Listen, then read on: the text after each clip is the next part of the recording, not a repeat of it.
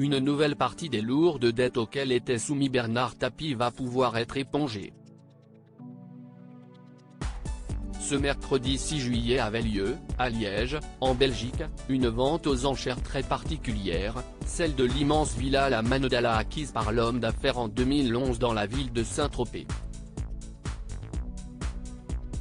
Le nouveau propriétaire est américain et a déboursé la modique somme de 81,2 millions d'euros pour s'offrir ce petit bijou de la Côte d'Azur selon les informations du quotidien Var Matin.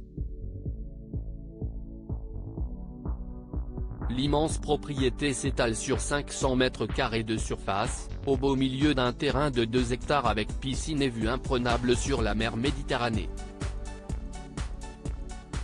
Ce bien, Bernard Tapie l'avait acheté il y a un peu plus de 10 ans pour 48 millions d'euros. La villa avait été saisie après l'affaire de l'arbitrage frauduleux, au cours duquel Bernard Tapie avait été indemnisé à hauteur de 404 millions d'euros. Somme qui doit désormais être remboursée. La disparition de Bernard Tapie a automatiquement attribué ses dettes, plus de 600 millions d'euros, à sa dernière épouse Dominique Tapie.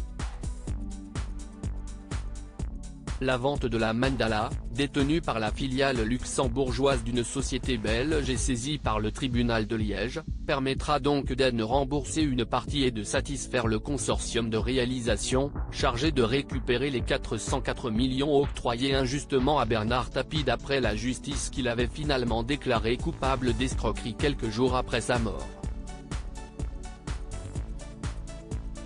Ce bien immobilier n'est pas le seul à s'être évanoui du patrimoine des Tapie. Ce même jour, d'autres éléments étaient également mis aux enchères à l'atelier Richelieu à Paris, notamment du mobilier, meubles, rideaux, œuvres d'art, de l'hôtel particulier de la capitale où Bernard Tapie et sa femme vivaient. L'estimation de départ, 4 millions d'euros, a d'ailleurs déjà été largement dépassée, les objets ayant été vendus à prix d'or.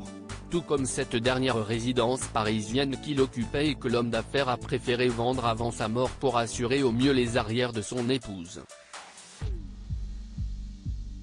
En février dernier, Paris Match révélait qu'en 2020, l'ancien patron de l'homme avait cédé à François Pinault leur hôtel particulier au cœur de Paris pour 80 millions d'euros.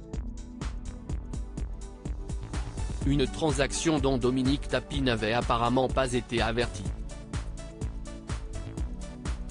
Logée dans un appartement rive gauche grâce au coup de pouce de Jean-Louis Borloo, la maman de Sophie Tapie réapprend à vivre seule mais toujours entourée des siens face aux nombreuses épreuves qu'elle affronte depuis la disparition de l'homme de sa vie.